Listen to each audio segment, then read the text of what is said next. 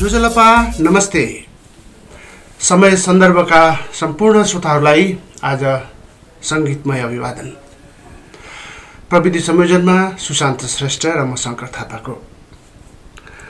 नेपाल भाषा एकाडेमीको निमित्त अनक मिडियाद्वारा प्रस्तुत गरिने यो समय सन्दर्भ कार्यक्रम आइतबार, मङ्गलबार र बिहिबार यसै बेला प्रस्तुत गरिन्छ। विभिन्न समसामयिक विषयहरू हामी प्रस्तुत गर्छौँ। त्यसको अलावा सङ्गीतलाई पनि प्राथमिकताका साथ हामी प्रस्तुत गर्छौँ। आजको कार्यक्रममा हामी भजन सम्राज्ञी भनेर चिनिने एकजना कलाकारलाई हामीले स्टुडियोमा निम्त्याएका छौँ। हाम्रो निम्तो स्वीकार गरेर केही टाढादेखि उहाँ आज बिहानै सबेरै स्टुडियोमा पुग्नु भएको छ। उहाँ हुनुहुन्छ रमना श्रेष्ठ। यहाँले चिन्नुभएको होला, चिरपरिचित नाउँ हो। यो नाउँ तपाईँहरू सबैलाई थाहा छ, रमना श्रेष्ठ।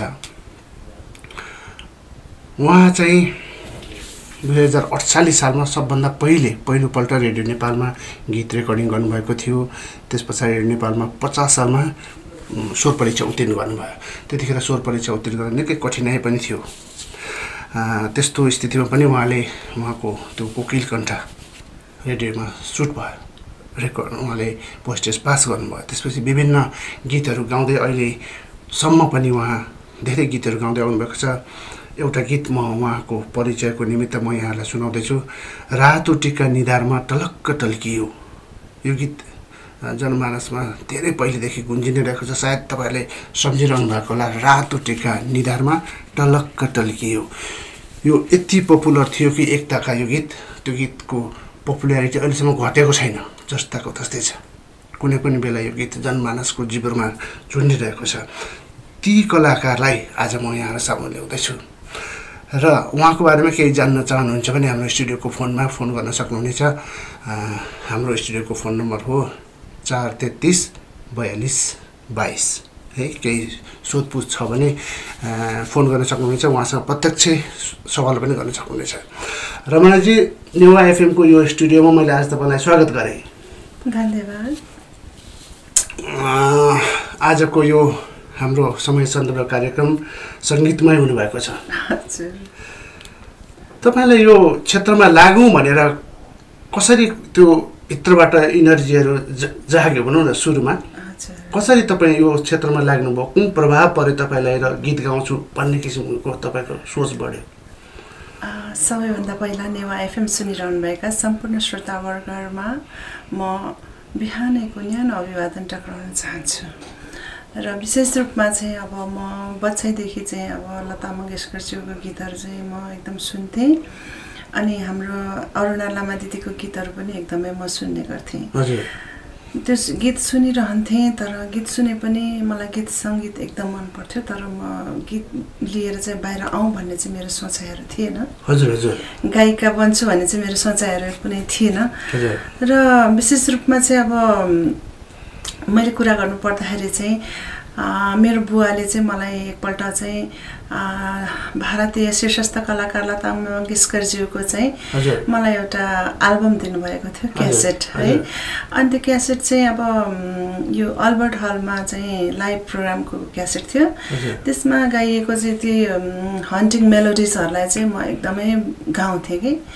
अन्त गाउँदै चाहिँ अब मैले भन्नुपर्दाखेरि चाहिँ मेरो बुवाले दिनुभएको त्यो क्यासेट नै मेरो साङ्गीतिक जीवनको चाहिँ फर्स्ट बीजारोपण हो भन्ने म सम्झिन्छु।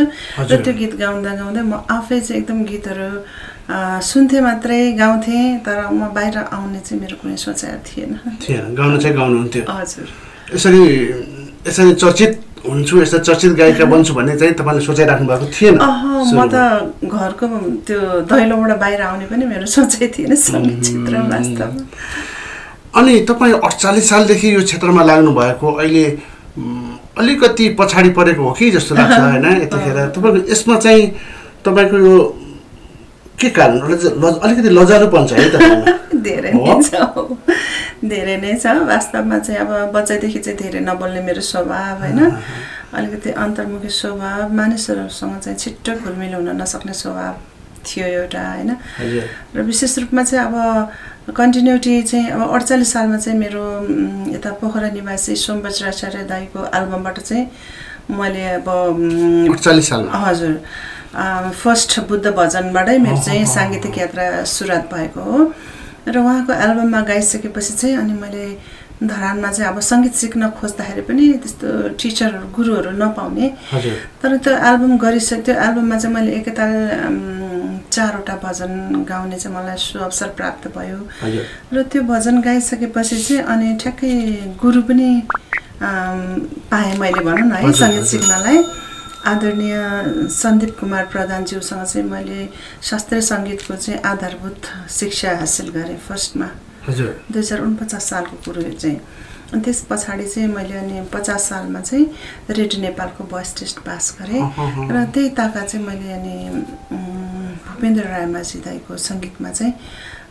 तिम्रै लागि भन्ने एउटा आधुनिक गीतको एल्बम पनि गरेको थिएँ र त्यो पछाडि चाहिँ कसरी पर्यो भने अब अनि त्यस पछाडि चाहिँ अब बिस्तारै त्यो गरिसकेपछि अनि ठ्याक्कै मलाई चाहिँ अब फिल्मको चलचित्रको सङ्गहरूको चाहिँ अफर आयो हजुर अनि फर्स्टमा चाहिँ निर्माया चलचित्रको चाहिँ रामजाने रामजाने गाएँ रामजाने रामजाने यो पनि तपाईले गर्नुभयो है यो पनि बहुत चर्चित थियो त्यतिखेर हजुर अनि त्यो गीत हिट भएपछि अशोक शर्मा दाइले मलाई फेरि बोलाउनु भयो रातो टिका निधारमा फेरि हिट गीत गाउनुपर्छ भनेर बोलाउनु उहाँले म धरानै बस्दै त्यतिखेर अनि त्यो गाएँ त्यो पनि फेरि एकदमै सुपर डुपर हिट भयो त्यस पछाडि चाहिँ अनि यो गोली सिसाको त्यो पनि तपाईले गर्नु है हजुर सबै हजुर त्यतिखेर चाहिँ हजुर हजुर त्यतिखेर चाहिँ अब गीतहरू सबै ह्याट्रिक हिटै भयो भनौँ न है अनि हिट हुँदै गयो त्यस्तै फिल्म नम्बर्सहरू गर्दै थिएँ अनि फेरि पछि म चाहिँ अब यो धरानमा ज्ञानमाला सङ्घ सुनसरी भनेर छ यसको पनि प्रेसिडेन्ट भएकोले चाहिँ अब त्यतिखेर 59 सालमा चाहिँ यो सम्मेलन हुने भएकोले अलिकति धेरै मिटिङहरूको व्यस्तता अब व्यावहारिक व्यस्तताहरूले गर्दाखेरि सङ्गीतबाट त्यो टाइम चाहिँ म 2-3 वर्ष ओझेल भएँ कि त्यसले गर्दाखेरि म एकदम ब्याकवर्ड भएँ भन्नु व्यावसायिक रूपमा जुन बेला तपाईँ त्यसरी ह्याट्रिक हिट भइसकेपछि तपाईँ त व्यावसायिक रूपमा उत्रनु पर्ने बेलामा तपाईँको काम विशेषले गर्दा भनौँ अब आफ्नो व्यवहारले गर्दाखेरि अलिकति पछाडि पर्नु भयो है त्यो समय दिन सक्नु भएन है त्यतिखेर राम जाने है यो गीत है कति मिठो गीत छ गोली सिसाको है अनि त्यस पछाडि यस्तो हिट गीतहरू दिँदा दिँदै पनि भजनप्रति चाहिँ तल्लीन हुनुमा चाहिँ तपाईँको यो के बुद्ध सम्बन्धी भजनमा चाहिँ तपाईँको धेरै नै योगदान छ त्यो चाहिँ के पारिवारिक तवरबाट नै तपाईँ त्यतापट्टि लाग्नु भएको हो कि अथवा बुद्ध भजन नै गाउँछु भजनहरू गाउँछु भन्ने तपाईँको भित्री मनसाय थियो अब यो सायद एउटा के अब इन्सपिरेसनै हुनसक्छ है जस्तै अब मैले अघि पनि यहाँलाई भने कि मेरो साङ्गीतिक यात्रा चाहिँ बुद्ध भजनबाट स्टार्ट भएको हो है अनि अब चलचित्रको गीतहरू गर्दै गएँ यता शास्त्रीय सङ्गीतहरू पनि सिक्दै गएँ परीक्षाहरू दिएँ आधुनिक गीत पनि गरेँ लोकगीतहरू पनि गरेँ सबै गीतहरू गरेँ तर कस्तो हुन्छ भने समय भनेको सधैँ एकनास हुँदैन होइन अनि यो म चाहिँ फेरि संस्थागत रूपमा 2050 सालदेखि नै धरानमा ज्ञानमाला सङ्घ सुनसरीको अध्यक्ष अनि त्यसले गर्दाखेरि अब ज्ञानमाला भजन बुद्ध भजनमा धेरै काम गर्नुपर्ने अवस्था पनि भयो होइन र प्लस अब म चाहिँ यहाँ के जोड्न चाहन्छु भने मलाई पहिला चाहिँ यसरी इन्टरभ्यूहरू लिनु हुँदाखेरि मैले चाहिँ मलाई कान्तिपुर दैनिक यसरी राष्ट्रपत्रिका राष्ट्र दैनिकहरूमा चाहिँ इन्टरभ्यू लिनु हुँदाखेरि तपाईँको पारिवारिक क्षेत्रबाट पारिवारिकबाट चाहिँ ब्याकग्राउन्डबाट चाहिँ कोही सङ्गीतमा हुनुहुन्छ भनेर सोध्नुभयो भने वास्तवमा यसरी म एउटा इनोसेन्टली सोच्दाखेरि चाहिँ अब मेरो बुवा चाहिँ एकजना सङ्गीतको एकदमै पारखी उहाँ काठमाडौँ आउनु हुँदाखेरि चाहिँ धेरै नेवारी क्यासेटहरू लिएर जानुहुन्थ्यो अनि अम्बर गुरुङ दाईको गीतहरू यसरी चाहिँ गुनगुनाउनुहुन्थ्यो है त्यो थाहा छ मलाई तर साङ्गीतिक माहौल चाहिँ थिएन घरमा होइन अनि त्यसले गर्दाखेरि चाहिँ हजुर एकदमै शौकिन एकदम क्यासेटहरू सुन्नुपर्ने बुवालाई फर्स्ट प्रभाव त त्यही होला भन्छु म है मलाई इन्सपिरेसन चाहिँ अनि मैले बुवालाई चाहिँ अब यसरी राष्ट्र दैनिक पत्रिकाहरूमा चाहिँ इन्टरभ्यूहरूमा यसरी प्रश्न गर्नुहुन्छ वास्तवमा हाम्रो फ्यामिलीमा चाहिँ कोही हुनुहुन्छ बुवा यसरी म्युजिकमा भन्दाखेरि अनि वास्तवमा हाम्रो बुवा ठुलो बुवा चाहिँ भजनहरू गाउनुहुन्छ कि अनि त्योभन्दा पनि मेरो हजुरआमा बुवाको मा चाहिँ भोजपुरमा फर्स्ट बिहार छ, बुद्ध बिहार, नेपालको फर्स्ट बिहार। अनि त्यो बिहारको चाहिँ कार्यकारिणी समितिकै सदस्य हुनुहुन्थ्यो हजुरआमा। अनि हजुरआमा पनि ज्ञानमाला भजन गाउनुहुन्थ्यो, तर हजुरआमा चाहिँ पढ्न नजान्ने हुनुभएकोले चाहिँ बुवाले चाहिँ कण्ठ बारिदिन्थे मालाई अझैलाई, हजुरआमाले त्यसरी गर्ने भनेर भन्नुभएको चाहिँ मलाई इन्सपिरेसन त यहाँबाट आएको रहेछ भने मलाई। अनि अहिले म त्यसरी चाहिँ अध्ययन गर्छु कि बुझ्छु। अनि त्यस पछाडि तपाईँ 48 सालमा रेड नेपालमा गएर गीत गाउनुभयो एउटा, त्यस पछाडि 50 सालमा भोइस टेस्ट पास गर्नुभयो। त्यस पछाडि अब यो क्षेत्रमा अझ गहिरेर लाग्नुपर्छ भन्ने सोच विचारले अध्ययनको सिलसिलामा के कति अध्ययन गर्नुभयो त्यसपछि? अब मैले अघि पनि भने है, धरानमा चाहिँ 2049 सालमा चाहिँ मैले सङ्गीतको चाहिँ शास्त्रीय सङ्गीतको चाहिँ आधारभूत ज्ञानहरू भनौँ न, सङ्गीतको कह ग घ सा रे ग म, यसरी चाहिँ बिस्तारै अध्ययन गर्दै गएँ मेरो गुरुबाट। र त्यहीँ धरानमै फेरि हाम्रो भोला प्रसाद रिजाल सर, भोला प्रसाद होइन रिजाल होइन, भोला प्रसाद राई, भोला प्रसाद राई गुरुसँग पनि मैले यस्तो शास्त्रीय सङ्गीतको अलिअलि क्लासिकल त्यो रागहरू सिकेँ। अनि भाइहरू हुनुहुन्थ्यो मेरो, सन्देश भाइहरू, मेरो गुरुहरू सबैसँग चाहिँ बालमुकुन्द सरलाई पनि, दाइलाई पनि सम्झिन चाहन्छु म आजको दिनमा। उहाँहरू चाहिँ घरमा आएर मलाई धेरै धेरै हिन्दी गीतहरू, आधुनिक गीतहरू चाहिँ अभ्यास गराउनुहुन्थ्यो है। यसरी गर्दै गर्दै जाँदाखेरि अब 2052 सालमा चलचित्रको गीत गाएँ फर्स्ट। 52 सालमै गाउनु? हजुर, 2052 सालमा चाहिँ चलचित्रको गीत गाएपछि कन्टिन्युटी वर्षमा एक एकवटा गीत गाउँथेँ, त्यो पुरै अब सुपर डुपर हिट। हजुर, अनि त्यसरी गर्दै गएँ। त्यस पछाडि चाहिँ अब यहाँ मैले भन्नु पर्दाखेरि भूपेन्द्र दाइले नै मलाई, भूपेन्द्र रायमाझी दाइले नै सङ्गीतमा पनि अलिकति परीक्षाहरू पनि दिनु भनेर भन्नुभएपछि मैले अनि यता धनबहादुर गोपाले सरसँग, त्योभन्दा पहिला चाहिँ म काठमाडौँ आएपछि चाहिँ डोरेमी पाठशाला, न्यू बज्राचार्य सरको डोरेमी सङ्गीत पाठशालामा चाहिँ गुरुदेव कामत सरसँग क्लासिकल सिकेँ। त्यहाँबाट गुरुदेव कामत, हजुर, शास्त्रीय सङ्गीत त्यहाँ पनि अभ्यास गरेँ। अनि सुगम सङ्गीतको लागि मैले दिपक जङ्गम दाइसँग चाहिँ सिकेँ भनौँ न होइन, अभ्यास गरेँ। अनि त्यस मैले चाहिँ अनि अब सङ्गीतको चाहिँ परीक्षा दिने क्रममा चाहिँ 6th इयर भनौँ न, सङ्गीत प्रभाकरको यो इलाहाबाद सङ्गीत समितिबाट चाहिँ 2055 सालमा चाहिँ मैले सङ्गीत प्रभाकर परीक्षा, हजुर, भारतको, हजुर, पास। धेरै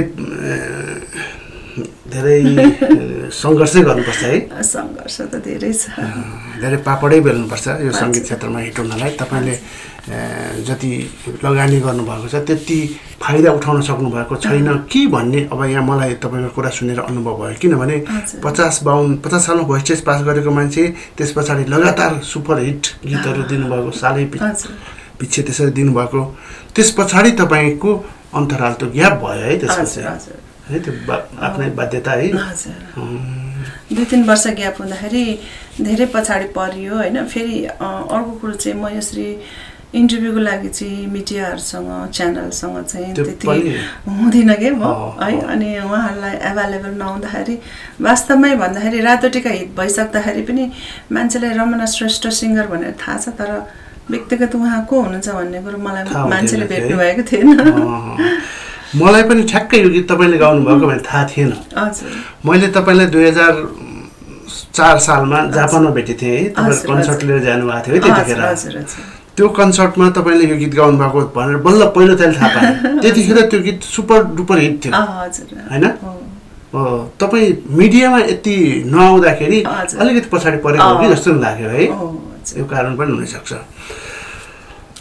अनि यो कुरा गर्दै जाँदाखेरि एउटा गीत सुनाउ न त है तपाईँको, कुन चाहिँ नि गीत छ एउटा? फर्स्टमा अब हजुरले मलाई अब भजन साम्राज्ञी भन्नुभयो, वास्तवमै भजन साम्राज्ञी होइन, भजनको लागि केही धेरै ठुलो योगदान छ तपाईँको होइन, केही गरिरहेकी गायिका भन्नु पर्यो होइन। त्यसकारण चाहिँ म अब विशेष रूपमा चाहिँ यो हाम्रो नेपाललाई चिनिँदाखेरि चाहिँ अब सगरमाथा र भगवान् बुद्धको जन्मभूमि देश भनेर चिनिन्छ होइन।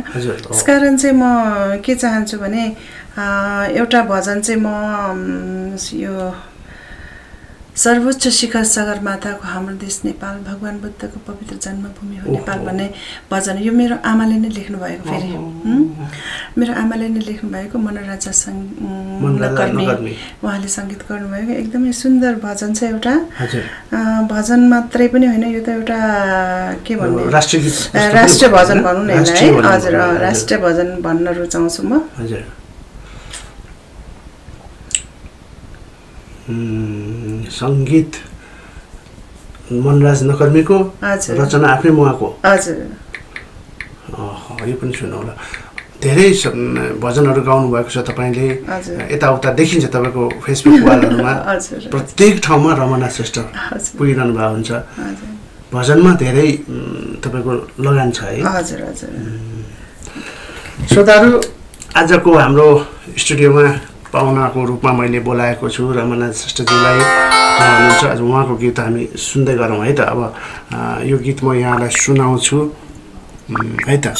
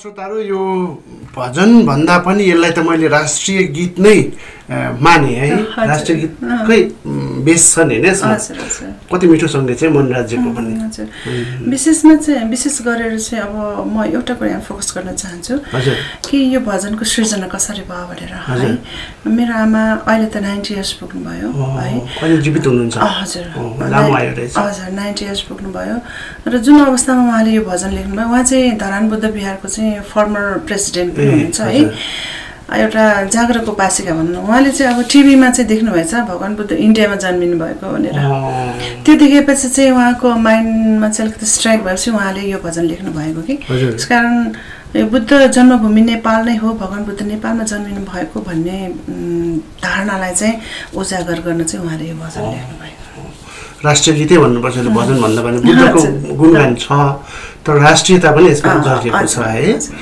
श्रोताहरू आज यो भिडियोबाट पनि मैले यो प्रोग्राम रेकर्ड गरिरहेको छु युट्युबमा हेर्न सक्नुहुनेछ र भिडियो बाहेकका हाम्रा अडियो सुनिरहने श्रोताहरूलाई म एउटा आजको हाम्रो गेस्टको पहिरनको बारेमा अलिकति कुरा गर्न चाहन्छु है उहाँ तपाईले देख्नुभयो होला विभिन्न युट्युबरमा देखिसक्नुभयो होला आज उहाँको पहिरन एकदम रानी कलरको साडीमा चिटिक्क परेर सजिएर आउनु भएको छ तपाईहरु अनुमान गर्नुहोला यति सुन्दरी पनि हुनुहुन्छ अति सुन्दरी पनि हुनुहुन्छ तपाईहरु अनुमान गर्नुहोला अनि अब यसो कुरा गर्दै जाँदाखेरि के भने एकपटक मैले जापानमा भेटेको थिएँ 2004 सालमा है सन् 2004 मा है त्यसपछि अरु विदेश भ्रमणहरु कति गर्नुभयो कतिवटा कन्सर्टहरु गर्नुभयो कति देश जति घुम्नुभयो यहाँले कतिवटा भन्दा पनि अब जापानमै चाहिँ फेरि मलाई त पछि त्यो फर्स्ट प्रोग्राममा भेट भयो है म पछि दोस्रो तेस्रो पटक पनि यो बुद्ध भजनकै प्रोग्राममा चाहिँ मलाई अफर आएको थियो विशेष गरेर चाहिँ मलाई चाहिँ यो बुद्ध भजनकै लागि अब ताइवानबाट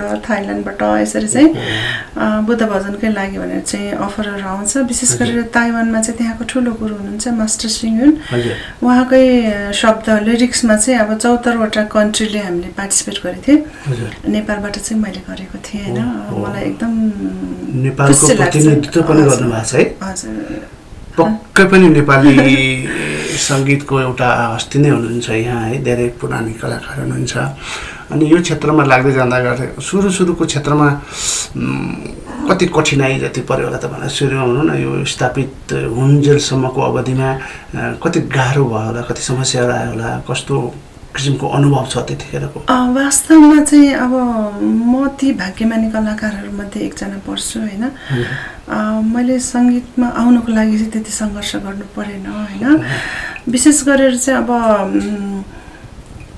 म आफै नै बाहिर आउन चाहन्नथे तर श्रीमानले नै अब यति राम्रो स्वर छ गीतहरु रेकर्ड गर्दा हुन्छ भनेर भन्नुहुँदाखेरि पनि वास्तवमै म आउन चाहन्नथे है र पछि अब सोम बज्राचार्य दाइको प्रोजेक्टबाट चाहिँ म बाहिर आइसकेपछि अब लगातार चलचित्रको गीतहरु हिट हुँदै गयो हजुर र यता क्लासिकल म्युजिक पनि सिक्दै गएँ आधुनिक गीतहरु पनि रेकर्डहरु गर्दै गएँ एल्बमहरु गर्दै गएँ तर बीचमा अघि पनि मैले भने नि 2058 सालमा चाहिँ त्यो कार्यक्रमको लागि म धरान गएँ र यस्तै अब पारिवारिक केही बाध्यताहरु पनि थियो जसले गर्दाखेरि चाहिँ म धरानमै बस्नुपर्ने अवस्था आयो यहाँ चाहिँ अब चलचित्रको लागि चाहिँ सिम्फोनिक स्टुडियोमा मलाई खोजिँदाखेरि म धरानमै हुन्थे त्यो चाहिँ सबैभन्दा मेरो लागि चाहिँ एकदम दुःखदायक अवस्थाहरु थियो समय दिन सक्नुभयो हजुर दुःखदायक अवस्था थियो जब आफू चाहिँ एकदम पिकमा भइरहेको बेलामा पनि त्यसलाई आफूले क्याच गर्न नसक्दाखेरि चाहिँ म धेरै पछाडी परेको संघर्ष चाहिँ त्यहाँदेखि मेरो सुरु हुन्छ के त्यहाँबाट चाहिँ अब 59 सालमा फेरि राष्ट्रिय सम्मेलन बन्यो अनि विभिन्न पारिवारिक कारणहरुले गर्दाखेरि चाहिँ म आफैलाई चाहिँ ड्रब्याक गरे भन्नुपर्छ है अनि त्यस पछाडी चाहिँ अनि फेरि 60 सालबाट चाहिँ मैले बिस्तारै उठ्न चाहे उठ्न खोजे आफूलाई गल्ती गरेको महसुस हजुर अब हुन त त्यति बाध्यता पनि थियो होला हजुर हैन अब अलिकति पछि परे कि जस्तो लाग्यो र फिल भयो यहाँलाई मतलब म भित्रको संगीतले चाहिँ मलाई झकझकाइरह्यो के म जति नै चुप्लाएर बस्न खोजे पनि त्यो म भित्रको संगीतले मलाई चुप्लाएर बस्न दिएन म चाहिँ आफै गाउँथे रियाज गर्थे हैन एकदम लिमिटमा मात्र मैले रेकर्डिङहरु गर्दै गएँ अनि त्यहाँबाट बिस्तारै फेरि उठ्दै अहिले अब भनौं न अब रातो टीका निधारको त एउटा पिरियड हुन्छ र सधैँ त्यही गीत त्यस्तै गीतहरु मात्रै हिट हुन्छ भन्ने पनि हुँदैन र त्यसपछि चाहिँ मैले टक्क मेरो युटर्न चाहिँ ज्ञानमाला भजनपट्टि भयो है धेरै अफरहरु चाहिँ ज्ञानमाला भजनबाटै आउने भयो अब म्युजिक भिडियोहरु पनि भयो अनि फेरि यो संस्थागत रूपमा पनि काम गर्नुपर्ने भएर ज्ञानमाला भजनमा चाहिँ यसरी चाहिँ म फेरि डोरिएको छु ज्ञानमाला भजन को संस्थाप्रति पनि आबद्ध हुनुहुन्छ हैन त्यसले गर्दा त्यतापट्टि पनि टाइम दिनुपर्ने भयो हजुर अब अहिले त यो 2074 सालदेखि चाहिँ नेपालको चाहिँ एउटा राष्ट्र संगठन छाता संगठन छ नेपाल राष्ट्रिय ज्ञानमाला समिति भनेर यसको चाहिँ म अहिले अध्यक्ष भएर काम गरिरहेको छु त्यसले गर्दाखेरि त अहिले त धेरै जसो टाइम त ज्ञानमाला भजनकै लागि भइरहेछ पर्याप्त समय दिन सक्नु भएको छैन है अझै पनि है आफूमा भएको त्यो कलालाई तपाईले अझ उजागर पार्न सक्नु भएको छैन है कति दिन सक्नुहुन्थ्यो होला सायद त्यो अवधिमा त्यो अवधिदेखि राम्रोसित लागेको भए त्यो अवधिदेखि अहिलेसम्मको स्थितिमा धेरै गीतहरू 20औं वर्षमा धेरै गीतहरू तपाईले सुपर दिन सक्नुहुन्थ्यो होला हिट गीतहरू दिन सक्नुहुन्थ्यो तर समयको अभाव अथवा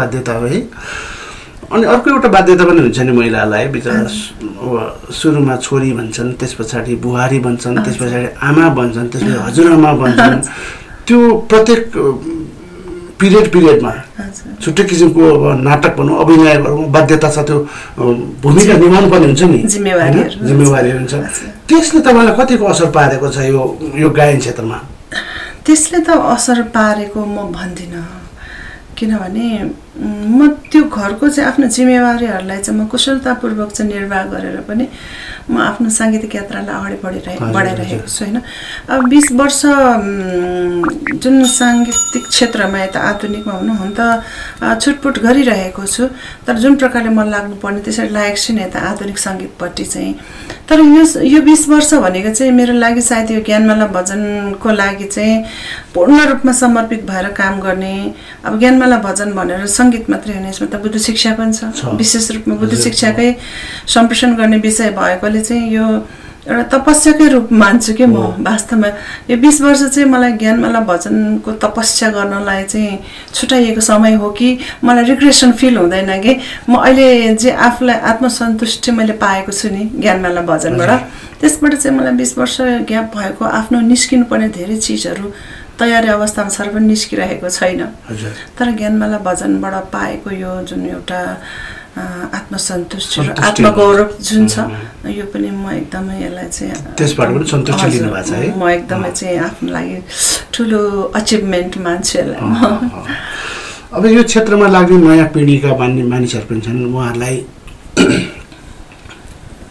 तपाईहरुको जस्तो बाध्यता त छैन होला अहिले धेरै किसिमको प्रविधिहरू निस्केका छन् टिकटकै भयो हैन अब फेसबुकमा आफैले गीत गाएर रेकर्ड गर्न मिल्छ पहिला त्यस्तो थिएन जमाना हैन अहिले अब तिनीहरूको सुविधा त छ अहिलेको नयाँ पिढीको लागि आफ्नो कला देखाउन लागि कस्तो किसिमको कसरी मेहनत गर्नुपर्छ भन्ने सल्लाह दिन चाहनुहुन्छ अब यो चाहिँ कस्तो हुन्छ भने वास्तवमै सङ्गीतमा लामो समयसम्म हामी टिक्न चाहन्छौँ भने चाहिँ सङ्गीतको अलिकति आधारभूत ज्ञानहरू लिएर चाहिँ हामी अगाडि बढ्दाखेरि धेरै नै राम्रो हुन्छ होइन अब एक दुईवटा गीत हिट गीतहरू गाएर त्यत्तिकै हामी चाहिँ सस्टेन मतलब त्यत्तिकै रहन चाहन्छौँ भने चाहिँ जनरली अब हल्का गीत गाएर रेकर्डिङ गरेर भिडियो बनाएर गर्न सकिन्छ तर भने नि सङ्गीत एउटा आत्मसन्तुष्टिको विषय पनि त हो नि त हजुर त्यसकारण चाहिँ यदि गम्भीर रूपमा चाहिँ हामी सङ्गीतमा अगाडि सस्टेन भएर बाँच्न चाहन्छौँ भने चाहिँ अलिकति आधारभूत ज्ञान लिएर चाहिँ अगाडि बढ्नु धेरै राम्रो हुन्छ बेसिक है अनि अहिले कस्तो छ भने तपाईँको बजारमा एक दुईवटा गीतहरू अहिले प्रविधिले गर्दाखेरि अब त्यो ढ्याङ्ग्याङ हुनु गरेर खास राम्रो गीत नभए पनि ढ्याङ्ग्याङ हुनु के गरेर अब त्यो भिजुअल यताउता गरेर सुपर हिट बनाउँछन् गीतहरू है ती गीतहरू अब भनौँ न बर्खे भेल जस्तै तुरुन्तै कोल्याप्स भएर नि जान्छन् त्यसरी गीत हिट बनाउनु र गहिरो गीत एकदम मिठो गीतलाई मिठो पारिवारिकमा अब सबैले सक्न मिल्ने गरेर बनाउनु गीत त्यो नयाँ गीत र अहिलेको प्रविधि युक्त गीत र अलि पुराना साँच्चीकै गीतै हो भन्ने जस्तो खालको शब्दहरू भएको त्यस्ताहरू गीतहरू अब मिठो गायन त्यो र त्योमा के भिन्नता देख्नुहुन्छ अहिले सुपर हिट हुने गीतहरू छन् नि हजुर अब यस्तो नि जस्तै हामी आजसम्म पनि किन नारायण गोपाल दाईलाई सुन्छौँ हजुर अडालामा दिदीलाई सुन्छौँ तारादेवी दिदीलाई सुन्छौँ भक्तराज दाईलाई किन सुन्छौँ इभन हामी प्रकाश दाई पनि असाध्यै मनपर्ने कलाकारहरूमध्ये पढ्नुहुन्छ किन सुन्छौँ त भन्दाखेरि उहाँहरूको छनौट भनौँ उहाँको भाग्यमानी कलाकार मान्छु म उहाँलाई अब लिरिकल्ली पनि हजुर लिरिकल्ली शब्द पनि त्यस्तै सङ्गीत पनि त्यस्तै त्यसमाथि गायनले त त्यसलाई एकदम उच्चतम बिन्दुमा पुर्याएको हुन्छ र अहिले अब समय मैले अघि पनि भने समय सधैँ एकनाश हुँदैन र मान्छेको डिमान्ड पनि सधैँ एकनाश हुँदैन जति पनि नयाँ कलाकारहरू आउनु भइरहेको छ उहाँहरूलाई पनि अब साङ्गीतिक क्षेत्रमा चाहिँ स्वागत गर्दै उहाँहरूको पनि धेरै राम्रा राम्रा गीतहरू पनि आइरहेको छ अहिले र त्यो गीतलाई अझै त्यो गीत सँगसँगै अझै सङ्गीतमा जीवन्त रहनलाई अझै धेरै राम्रा राम्रा अर्थपूर्ण गीतहरू चाहिँ गाउनुको लागि चाहिँ म हार्दिक अनुरोध पनि गर्दछु पक्कै पनि यहाँ भनेअनुसार नारायण गोपाल तारादेवीहरूको पुराना गीतहरू हामी बच्चा बेलामा सुनेका गीतहरू अहिले पनि त्यत्तिकै मिठास छन् होइन अब त्यो बिचमा कति जेनेरेसन चेन्ज भइसकेको छ है तिनीहरूले पनि त्यो गीत रुचाउँछन् होइन अब एक दुईवटा गीतहरू यस्तो छन् अब व्यावसायिक रूपमा अलिकति बुस्ट गरेर अब त्यो युट्युबमा बुस्ट गरेर यताउता गरेर हिट भयो भन्ने निस्किन्छन् त्यस्ता कलाकारहरूको फेरि अब भुइँमा खुट्टा हुँदैन यो कता कता सुनिन्छ है ती कलाकारहरूलाई के सल्लाह दिन चाहनुहुन्छ एउटा गीत गाएर सुपरहिट भयो म जस्तो कोही पनि छैन गाउने यस्तो किसिमको अभिव्यक्तिहरू त्यस्तो किसिमको हावभाव देखाउँछन् नि कलाकार त एउटा म के भन्छु भने आध्यात्मिक भावनासँग पनि सम्बन्धित हुन्छ कि सही कुरा है किनभने सङ्गीत भनेको चाहिँ अब एउटा मनको चाहिँ भावनाहरू अभिव्यक्त गर्ने विषय हो हजुर हैन सङ्गीतले चाहिँ सुख दुःख आँसु हाँसोलाई अभिव्यक्त गर्छ भने सङ्गीतको साधना भनेको चाहिँ आध्यात्मिक चिन्तन हो हैन अब सबैजना त्यो गम्भीर रूपमै नै जानुपर्छ भन्ने पनि छैन तर पनि यदि आफूलाई सङ्गीतको आकाशमा जीवन्त राख्न चाहनुहुन्छ भने चाहिँ मैले अघि पनि भने अलिकति सङ्गीतलाई गहन रूपमा लिएर अगाडि बढ्नु हुन चाहिँ हार्दिक अनुरोध पनि गर्दछु पक्कै पनि है अब अहिले त्यो के अरे यो मिक्सिङ गर्ने प्रविधि पनि त्यस्तै किसिमको आएको छ अब रियल भोइस र त्यो मिक्सिङ गरेर निस्केको भोइस फरक छ है त्यस्तो किसिमबाट अब यो दुईवटा गीत हिट भयो भने बजारमा मानिसहरू खुब भाइरल भयो भनेर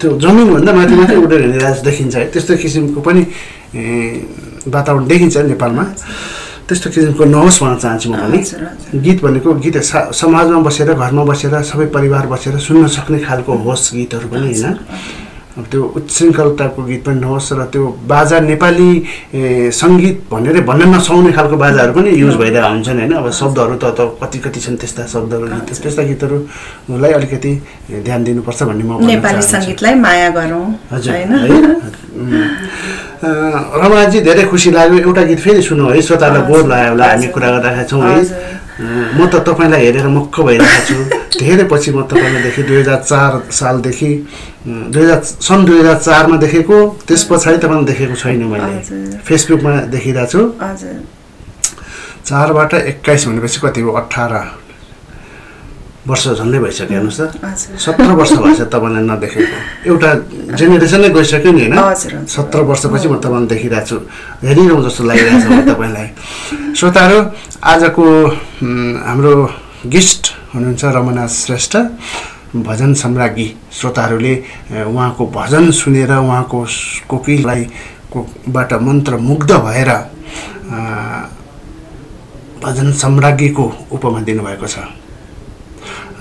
कति मिठो भजन गाउनुहुन्छ उहाँ अहिले अघि एउटा हामीले गीत सुनिहाल्यौँ उहाँको अब एउटा फेरि गीत उहाँको सुन्दैछौँ श्रोतामा केही जिज्ञासाहरू भए हामीलाई सिधै अहिले फोन गर्न सक्नुहुनेछ 433-4222 मा म फेरि हुन त अब रमना श्रेष्ठ भन्ने बित्तिकै ज्ञानमाला भजन एकदम यो अपरिहार्य विषय भइसकेको छ तर पनि अब म आज चाहिँ यो हाम्रो एकदमै पानी परेको मौसमहरू यो रेनी सिजन भएकोले एउटा एकदमै सुन्दर गीत है हाम्रो चाँदनी शाहको गीत हजुर चाँदनी शाह गीत गाउनु भएको छ तपाईँले म त साँच्चै यो एउटा यो प्रोजेक्टको बारे पनि म हजुरसँग अलिकति सेयर गर्नुपर्ने हुन्छ पहिला गीत सुन्नु है यो हाम्रो आदरणीय दीपक जङ्गम दाईको सङ्गीतमा एउटा सुन्दर गीत छ रिमझिम रिमझिम पानी परिरहेछ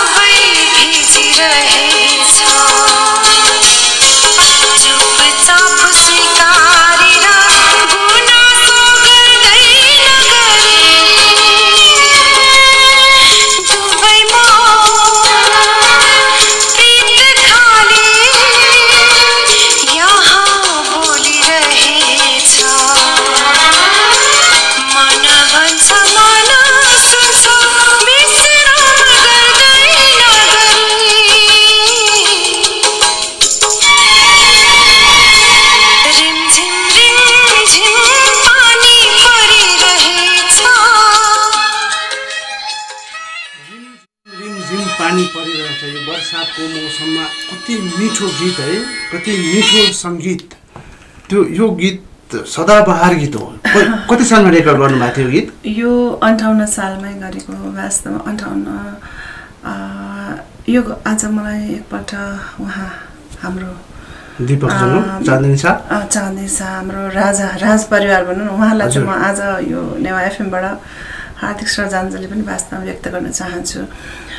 यो गीत कसरी भयो भने हाम्रो त्यो टाइममा चाहिँ दरबारबाट चाहिँ मलाई चाँदनी शाहको एल्बम गर्नलाई प्रोजेक्टको लागि चाहिँ अफर आएको थियो कि, अनि दरबारबाट चाहिँ मान्छेहरू कर्मचारी अफिसर्सहरू चाहिँ भेट्न आउनुहुन्थ्यो। अनि चाँदनी शाहको एउटा एल्बम गर्नुपर्छ भनेर कुरा भइरहेको बेलामा यो 58 सालको दरबार हत्याकाण्ड चाहिँ घटना घटेको। त्यस पछाडि नै वास्तवमा चाहिँ मेरो गायकीमा पनि ठप्पै ताला लागेको जस्तो मैले महसुस गर्छु कि एकदम सक्ड भएको थिएँ म त्यो घटनामा। अनि त्यस पछाडि उहाँ चाँदनी शाह दिवंगत हुनुभएपछि चाहिँ उहाँको पुण्यतिथिमा चाहिँ यो गीत रेकर्ड गरेर उहाँलाई डेडिकेट गरेर गरेको थिएँ। मतलब 59 सालतिर गर्नुभयो? हजुर। कति मिठो शब्द छ है। हजुर।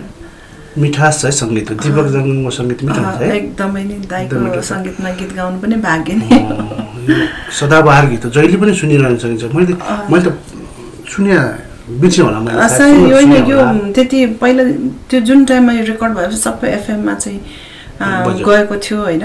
तर त्यही त हो नि, अब कलाकारले ताकेता गरेर म आफै नै पछाडि परेको छु भने गीत त कहाँ। अहिले त्यस्तै किसिमको वातावरण छ है नेपालमा। गीत बजाइदिनुहोस् भन्न जानुपर्ने, पैसा तिर्नुपर्ने, यस्तो किसिमको छ है। धेरै खुसी लाग्यो आज तपाईँसँग कुरा गर्नु पाएँ। नेवा एफएममा यहाँसम्म आइदिनु भयो। अनि नेवारी गीत गाउँदा र नेपाली गीत गाउँदा केही अन्तर, केही महसुस फिल हुन्छ यहाँलाई? अवश्य नै हुन्छ होइन। अब लिरिकल्ली पनि भनौँ, भाषागत रूपमा भनौँ, सङ्गीतमा भनौँ, अलिकति फ्लेभर फरक हुन्छ नि होइन। घरमा नेवारी बोल्नुहुन्छ?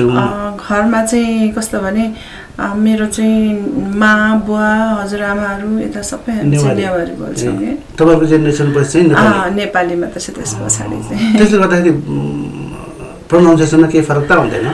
यस्तो के मान्छेले वास्तवमा नेपाल भाषा बोल्नेहरूको चाहिँ टटमट आउँछ भनेर भन्नुहुन्छ नि है। अब हामी चाहिँ पूर्वको पर्यौँ होइन, पूर्वको पर्यौँ। अनि फेरि धेरै जसो हिन्दी गीत अभ्यास गर्ने भएर पनि होला होइन।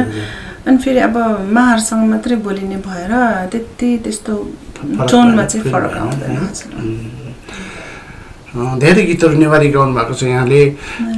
ती गीतहरू पनि हाम्रो एफएमबाट धेरै गीतहरू बज्छ। कतिपय गीतहरू हामीसँग संरक्षित पनि छन् तपाईँको गीतहरू। आज अन्त्यमा म तपाईँको गीत हाम्रो एफएमबाट बजाउँछु। त्योभन्दा अगाडि केही कुरा गरौँ न है। अनि अहिले विवाहित भएर बच्चा नाति नातिना त छैनन्? हुर्किसक्यो। नाति नातिना हुर्किसके? बच्चाहरू सानसाना छन् है। अनि आफ्नो फ्यामिलीमा भनौँ न, आफ्नो छोराछोरीहरूलाई पनि यो क्षेत्रमा लागु भन्ने किसिमको कुनै किसिमको प्रेरणा दिन कतै लगाउँछु भन्ने सोचाइराख्नु भएको छ? त्यस्तो त अब उनीहरू चाहिँ अब छन्, ट्यालेन्टेड छन् होइन।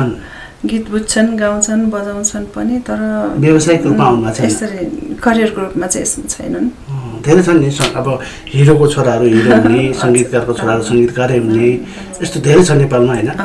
त्यो चाहिँ तपाईँको फ्यामिलीमा चाहिँ त्यो किसिमको वातावरण चाहिँ छैन? क्यारियरको रूपमा अगाडि बढेको छैन है।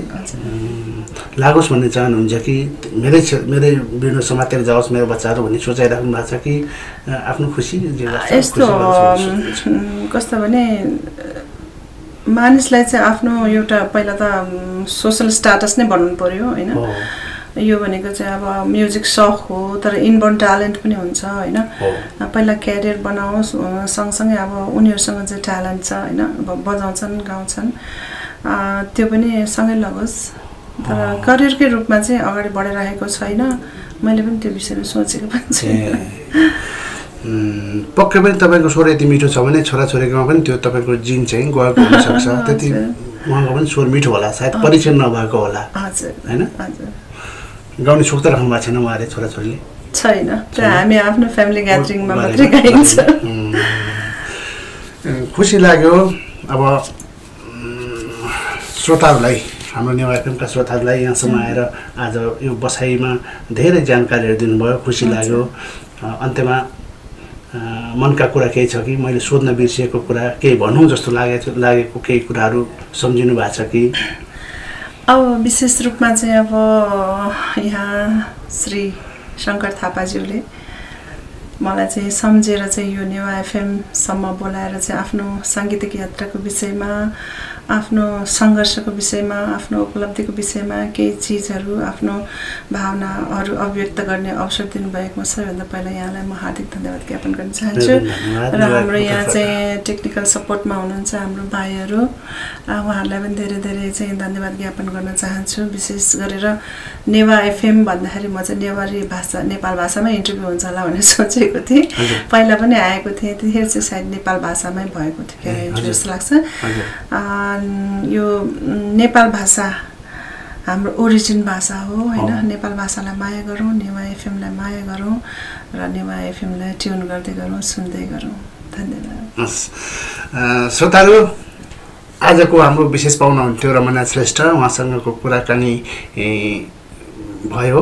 अब समयको पाबन्दी पनि छ हामीसँग, त्यसैले आजको कार्यक्रमबाट हामी छुट्टिन्छौँ। भविष्यमा यस्तै गरेर फेरि भेटघाट गर्ने आशा राख्दै अन्त्यमा जाँदा जाँदै म रमनाजीको एउटा नेवारी भाषाको गीत यहाँहरूलाई छोडेर जाँदैछु। यो गीत सुनेर ट्युन गर्नुहोला, नेवा एफएम सुन्न नभुल्नुहोला। वो एप्स र हाम्रो पात्रो डाउनलोड गरेर तपाईँ आफ्नो मोबाइलबाट सुन्न सक्नुहुनेछ भने 106.6 ट्युनिङ गरेर एफएमहरू पनि सुन्न सक्नुहुनेछ है त। आजको लागि यो गीत छोडेर जानेछौँ। नमस्ते, शुभ।